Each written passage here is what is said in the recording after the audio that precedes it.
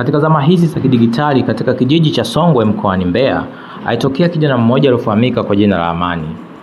Amani alikuwa ni kijana aliyelelewa katika familia yenye kufuata maadili mema. Kutokana na malezi bora, kijana Amani alitambua jambo muhimu kuwa utamaduni haupaswi kupotea, bali unapaswa kuishi na kukua pamoja na teknolojia. Amani alipoona vijana wengi wakimezwa na mitandao ya kijamii bila kujua asili yao, aliamua kuchukua hatua. Alianza kurekodi simulizi za wazee wa kijijini kwa kutumia simu yake ndogo. Akapiga picha za ngoma za asili, akaweka kwenye majukwaa ya mitandao, na ghafla dunia ikaanza kuvutiwa na urithi wa Tanzania. Vijana wenzake wakaanza kuiga,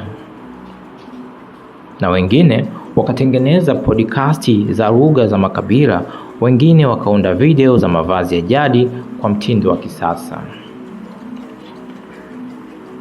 Kwa upande wa Amani, alijituma kwa bidii kutangaza mila na desturi za Tanzania katika majukwaa ya kimataifa hadi akatambuliwa kama balozi wa utamaduni duniani. Kupitia juhudi zake, alifanya nchi yake kuwa fahari ya utamaduni na kuunganisha mataifa kwa nguvu ya urithi wa Afrika.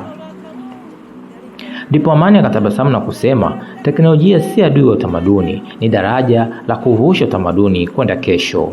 Hivyo tunaona kuwa ukombozi wa utamaduni unaanza pale kijana anapotumia simu yake kama darasa la urithi wake, sababu utamaduni ukikaa kimya hupotea, ukizungumza kupitia teknolojia huishi milele. Hivyo kwa pamoja tunaweza sema kuwa teknolojia kwa maendeleo, utamaduni kwa utambulisho.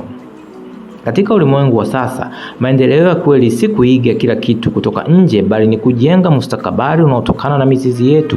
Tukitumia teknolojia kwa busara, tutaifanya Afrika kuwa bara linaloongoza kwa ubunifu, huku likibaki imara katika utambulisho wake. Ni wajibu wetu sote wa kulinda maadili mtandaoni, teknolojia itumike kwa heshima, elimu na maendeleo ya jamii.